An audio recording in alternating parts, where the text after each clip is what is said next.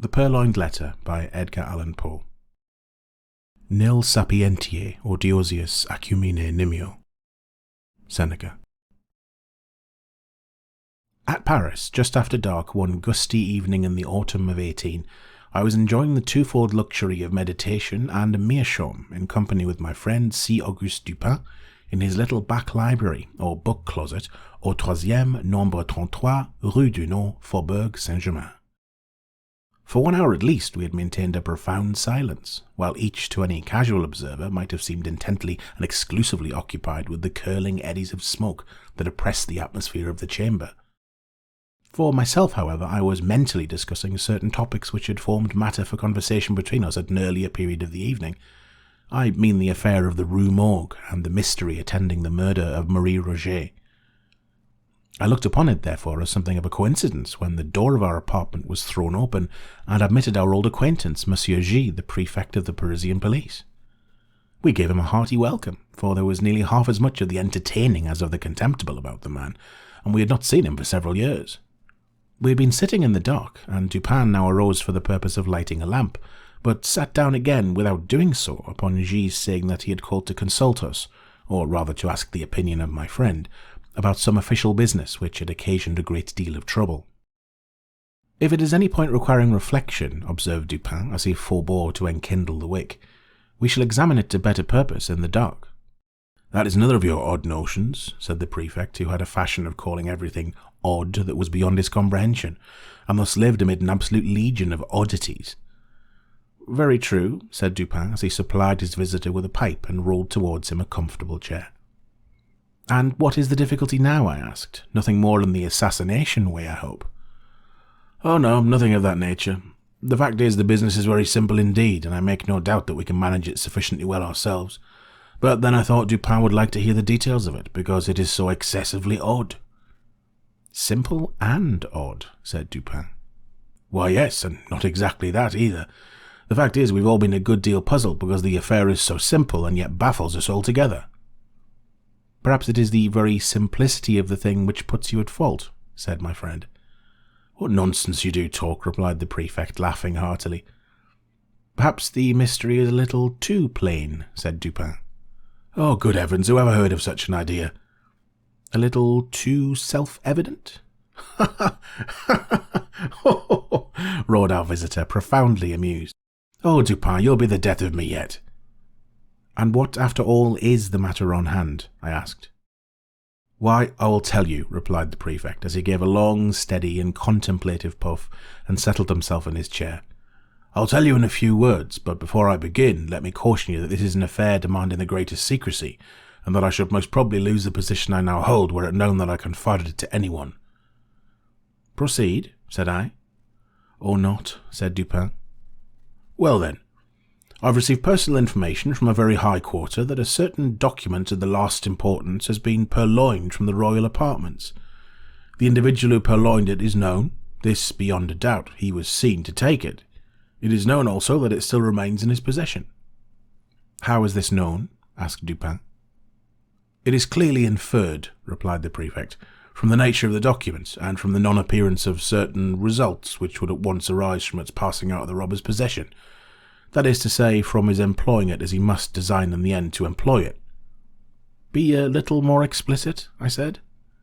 Well, I may venture so far as to say that the paper gives its holder a certain power in a certain quarter, where such power is immensely valuable. The prefect was fond of the cant of diplomacy.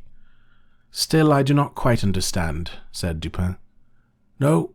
Well, the disclosure of the document to a third person, who shall be nameless, would bring in question the honour of a personage of most exalted station, and this fact gives the holder of the document an ascendancy over the illustrious personage whose honour and peace are so jeopardized. But this ascendancy, I interposed, would depend upon the robber's knowledge of the loser's knowledge of the robber. Who would dare— The thief, said G, is the minister D, who dares all things, those unbecoming as well as those becoming a man. The method of the theft was not less ingenious than bold. The document in question, a letter to be frank, had been received by the personage robbed while alone in the royal boudoir. During its perusal, she was suddenly interrupted by the entrance of the other exalted personage, from whom especially it was her wish to conceal it. After a hurried and vain endeavour to thrust it in a drawer, she was forced to place it, open as it was, upon a table. The address, however, was uppermost, and the contents thus unexposed, the letter escaped notice.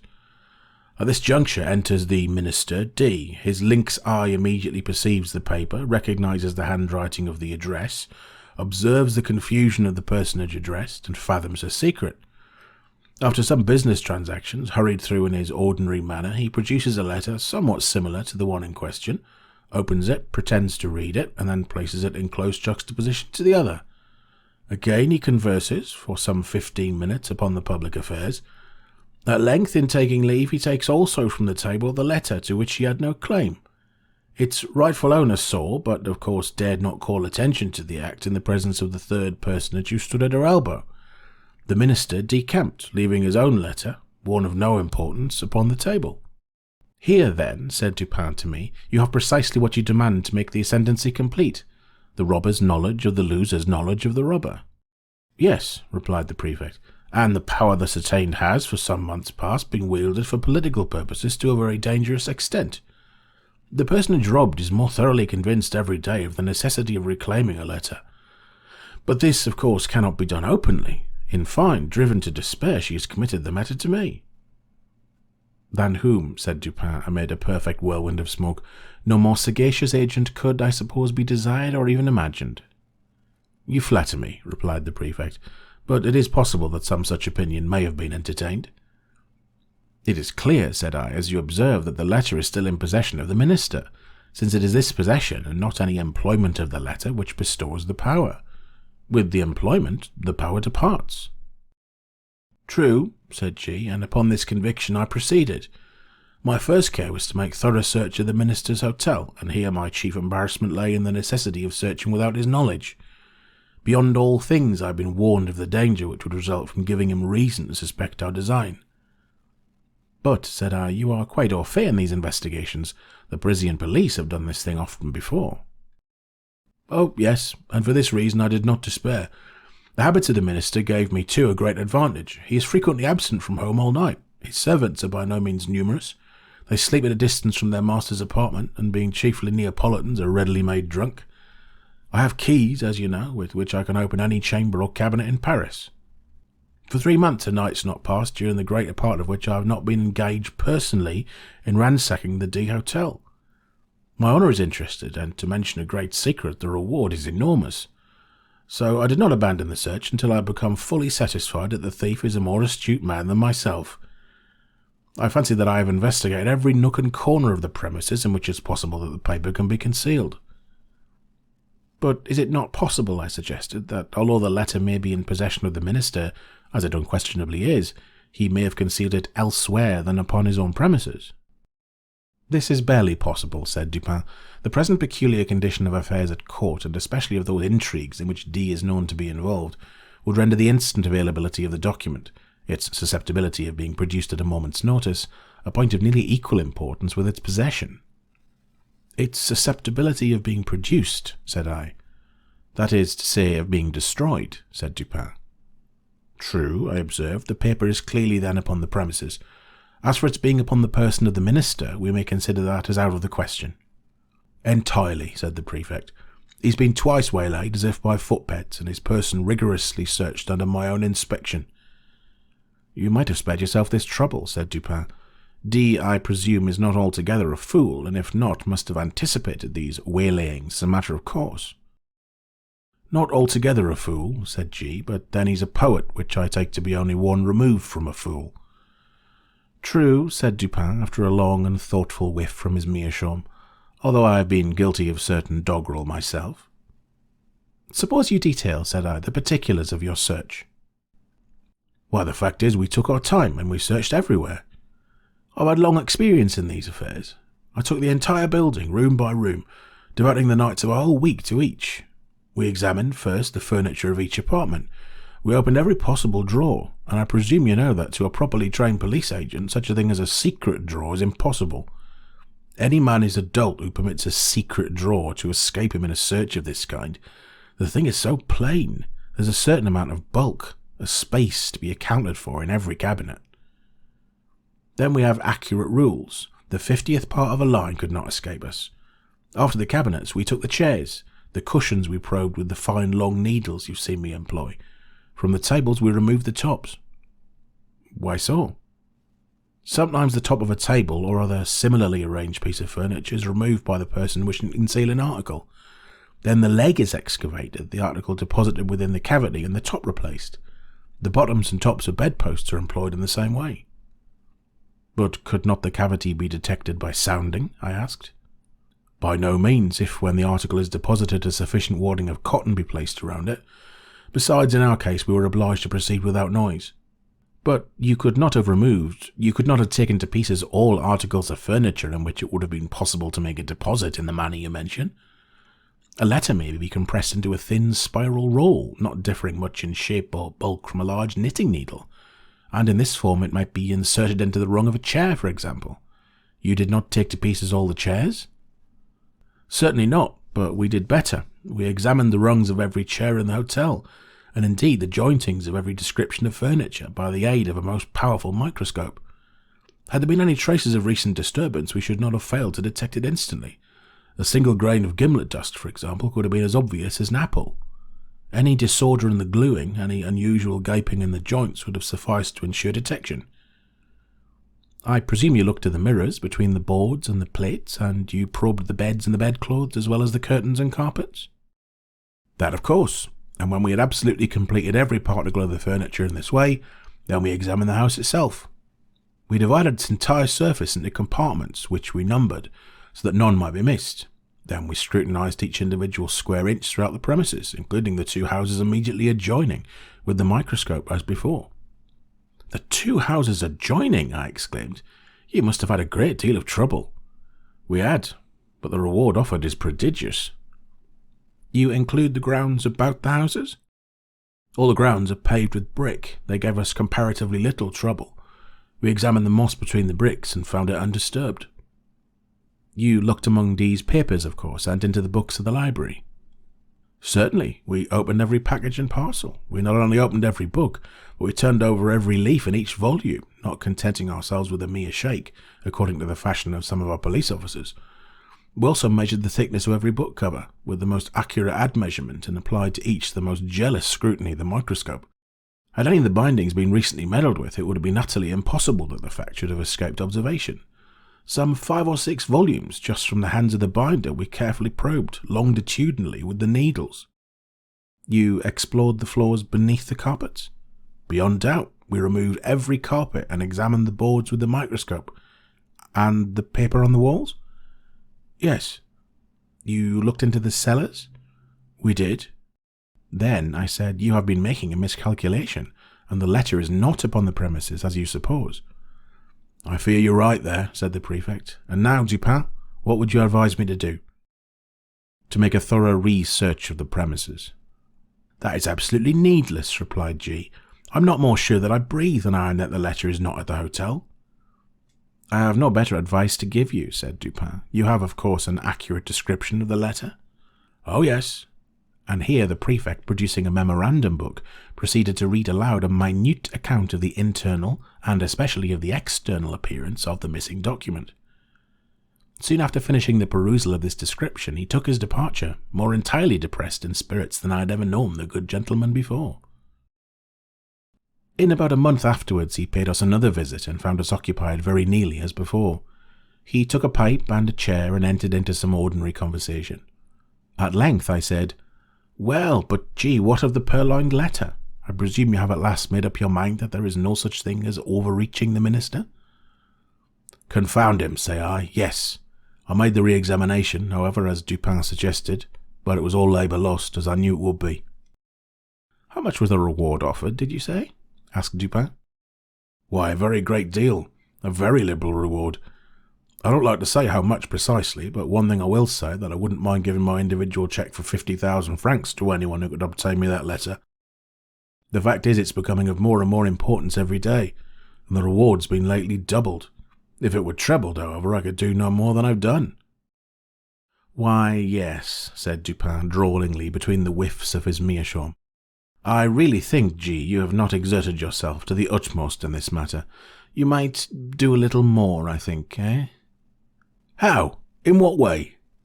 Why, puff, puff, you might, puff, puff, employ counsel in the matter, eh? Puff, puff, puff. Do you remember the story they tell of Abernethy? No, hang Abernethy. To be sure, hang him and welcome, but once upon a time a certain rich miser conceived the design of spunging upon this Abernethy for a medical opinion. Getting up for this purpose an ordinary conversation in a private company, he insinuated his case to the physician as that of an imaginary individual. We will suppose, said the miser, that his symptoms are such and such. Now, doctor, what would you have directed him to take? Take, said Abernethy. Why, take advice, to be sure. But, said the prefect, a little discomposed, I'm perfectly willing to take advice and to pay for it. I would really give 50,000 francs to anyone who would aid me in the matter. In that case, replied Dupin, opening a drawer and producing a cheque-book, you may as well fill me up a cheque for the amount mentioned. When you've signed it, I will hand you the letter. I was astounded. The prefect appeared absolutely thunderstricken. For some minutes he remained speechless and motionless, looking incredulously at my friend with open mouth and eyes that seemed starting from their sockets. Then, apparently in some measure, he seized a pen and, after several pauses and vacant stares, finally filled up and signed a cheque for 50,000 francs and handed it across the table to Dupin. The latter examined it carefully and deposited it in his pocket-book. Then, unlocking an escritoire, took thence a letter and gave it to the prefect. This functionary grasped it in a perfect agony of joy, opened it with a trembling hand, cast a rapid glance at its contents, and then, scrambling and struggling to the door, rushed at length unceremoniously from the room and from the house, without having uttered a syllable since Dupin had requested him to fill up the cheque. When he had gone, my friend entered into some explanations. The Parisian police, he said, are exceedingly able in their way. They are persevering, ingenious, cunning, and thoroughly versed in the knowledge which their duties seem chiefly to demand. Thus, when G detailed to us his mode of searching the premises of the Hotel D, I felt entire confidence in his having made a satisfactory investigation, so far as his labours extended. So far as his labours extended, said I. Yes, said Dupin. The measures adopted were not only the best of their kind, but carried out to absolute perfection. Had the letter been deposited within the range of their search, these fellows would beyond a question have found it. I merely laughed, but he seemed quite serious in all that he said. The measures, then, he continued, were good in their kind and well executed. Their defect lay in their being inapplicable to the case and to the man. A certain set of highly ingenious resources are, with the prefect, a sort of Procrustean bed to which he forcibly adapts his designs.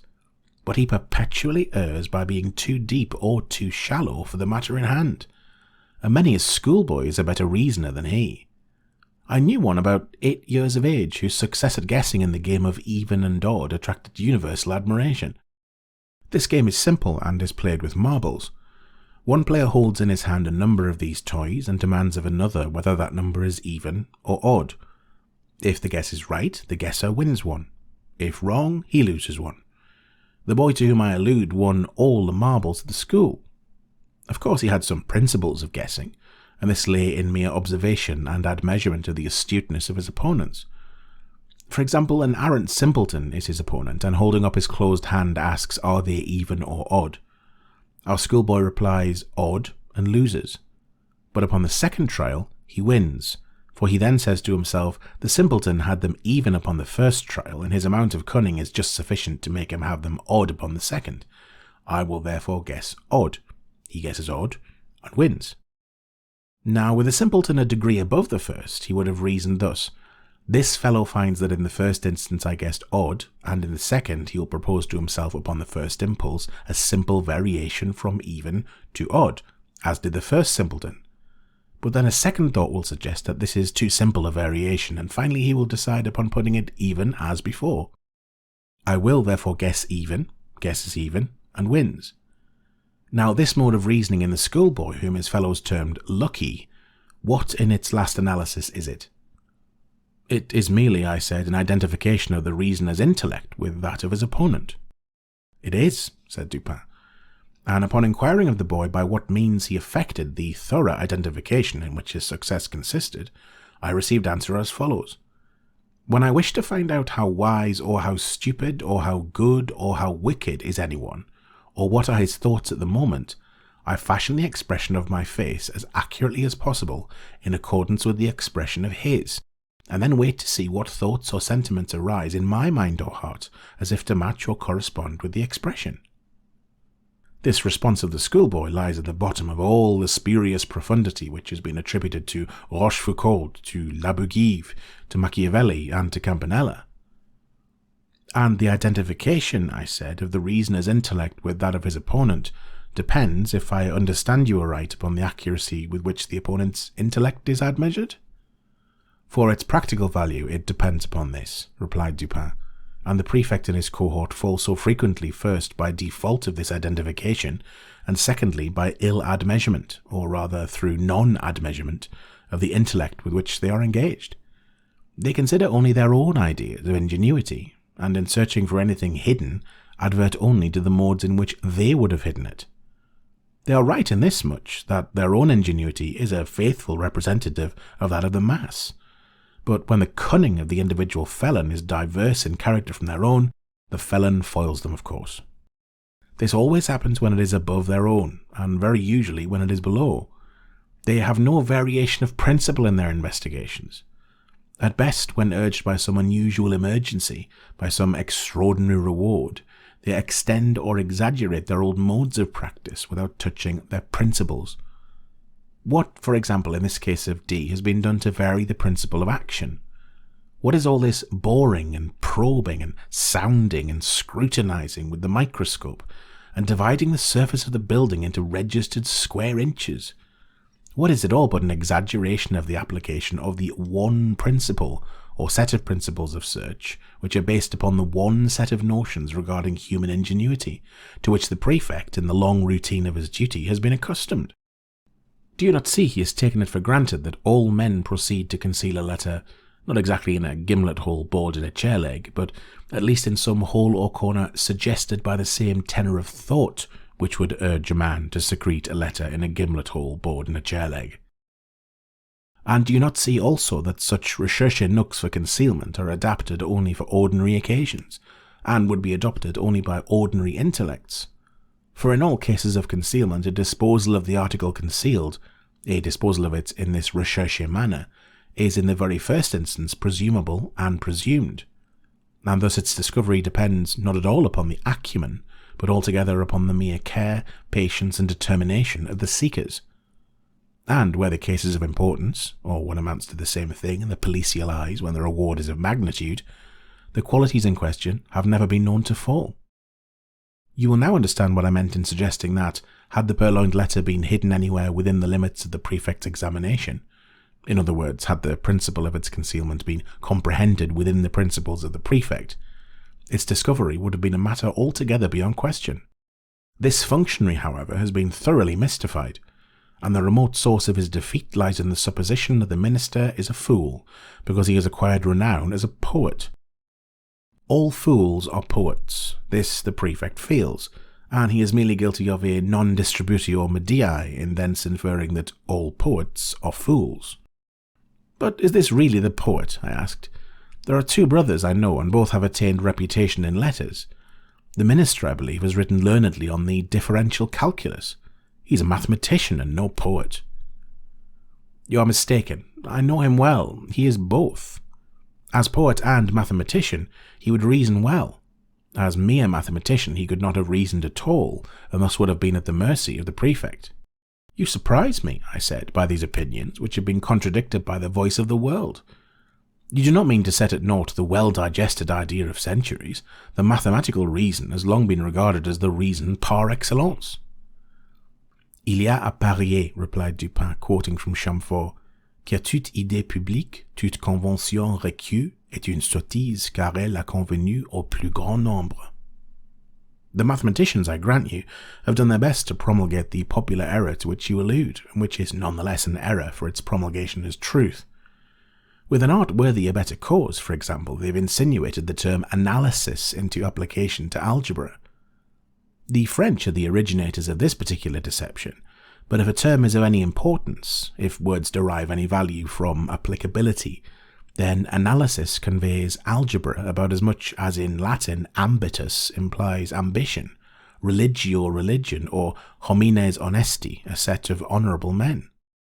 You have a quarrel on hand, I see, said I, with some of the algebraists of Paris, but proceed. I dispute the availability, and thus the value, of that reason which is cultivated in any especial form other than the abstractly logical. I dispute in particular the reason adduced by mathematical study. The mathematics are the science of form and quantity. Mathematical reasoning is merely logic applied to observation upon form and quantity. The great error lies in supposing that even the truths of what is called pure algebra are abstract or general truths. And this error is so egregious that I am confounded at the universality with which it's been received. Mathematical axioms are not axioms of general truth. What is true of relation, of form and quantity, is often grossly false in regard to morals, for example.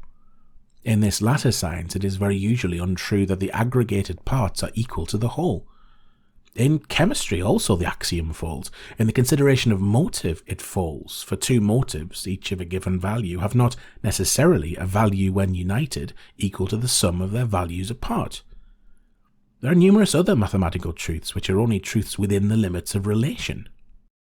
But the mathematician argues from his finite truths through habit as if they were of an absolutely general applicability, as the world indeed imagines them to be. Bryant, in his very learned mythology, mentions an analogous source of error when he says that, although the pagan fables are not believed, yet we forget ourselves continually and make inferences from them as existing realities. With the algebraists, however, who are pagans themselves, the pagan fables are believed, and the inferences are made not so much through lapse of memory as through an unaccountable addling of the brains. In short, I never yet encountered the mere mathematician who could be trusted out of equal roots, or one who did not clandestinely hold it as a point of his faith that x squared plus px was absolutely and unconditionally equal to q. Say to one of these gentlemen, by way of experiment if you please, that you believe occasions may occur where x squared plus px is not altogether equal to q, and having made him understand what you mean, get out of his reach as speedily as convenient, for beyond doubt he will endeavour to knock you down. I mean to say, continued Dupin, while I merely laughed at his last observations, that if the minister had been no more than a mathematician, the prefect would have been under no necessity of giving me this check. I knew him, however, as both mathematician and poet, and my measures were adapted to his capacity, with reference to the circumstances by which he was surrounded. I knew him as a courtier too, and as a bold intriguant. Such a man, I considered, could not fail to be aware of the ordinary policial modes of action. He could not have failed to anticipate, and events have proved that he did not fail to anticipate, the waylayings to which he was subjected. He must have foreseen, I reflected, the secret investigations of his premises. His frequent absences from home at night, which were hailed by the prefect as certain aids to his success, I regarded only as ruses to afford opportunity for thorough search to the police, and thus the sooner to impress them with the conviction to which G, in fact, did finally arrive, the conviction that the letter was not upon the premises. I felt also that the whole train of thought, which I was at some pains in detailing to you just now, concerning the invariable principle of policial action in searches for articles concealed, I felt that this whole train of thought would necessarily pass through the mind of the minister. It would imperatively lead him to despise all the ordinary nooks of concealment. He could not, I reflected, be so weak as not to see that the most intricate and remote recess of his hotel would be as open as his commonest closets to the eyes, to the probes, to the gimlets, and to the microscopes of the prefect. I saw, in fine, that he would be driven, as a matter of course, to simplicity, if not deliberately induced to it as a matter of choice. You will remember, perhaps, how desperately the prefect laughed when I suggested, upon our first interview, that it was just possible this mystery troubled him so much on account of its being so very self-evident. Yes, said I remember his merriment well. I really thought he would have fallen into convulsions. The material world, continued Dupin, abounds with very strict analogies to the immaterial, and thus some colour of truth has been given to the rhetorical dogma that metaphor or simile may be made to strengthen an argument as well as to embellish a description. The principle of the vis inertiae, for example, seems to be identical in physics and metaphysics. It is not more true in the former that a large body is with more difficulty set in motion than a smaller one, and that its subsequent momentum is commensurate with this difficulty, than it is in the latter that intellects of the vaster capacity, while more forcible, more constant, and more eventful in their movements than those of inferior grade, are yet the less readily moved, and more embarrassed and full of hesitation in the first few steps of their progress. Again, have you ever noticed which of the street signs over the shop doors are the most attractive of attention? I have never given the matter a thought, I said. There is a game of puzzles, he resumed, which is played upon a map. One party playing requires another to find a given word, the name of town, river, state, or empire, any word in short upon the motley and perplexed surface of the chart. A novice in the game generally seeks to embarrass his opponents by giving them the most minutely lettered names, but the adept selects such words as stretch in large characters from one end of the chart to the other. These, like the over-largely lettered signs and placards of the street, escape observation by dint of being excessively obvious. And here the physical oversight is precisely analogous with the moral inapprehension by which the intellect suffers to pass unnoticed those considerations which are too obtrusively and too palpably self-evident. But this is a point, it appears, somewhat above or beneath the understanding of the prefect.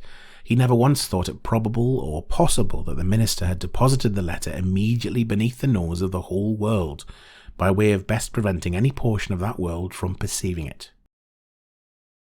But the more I reflected upon the daring, dashing, and discriminating ingenuity of D, upon the fact that the document must always have been at hand if he intended to use it to good purpose, and upon the decisive evidence obtained by the prefect that it was not hidden within the limits of that dignitary's ordinary search, the more satisfied I became that, to conceal this letter, the minister had resorted to the comprehensive and sagacious expedient of not attempting to conceal it at all.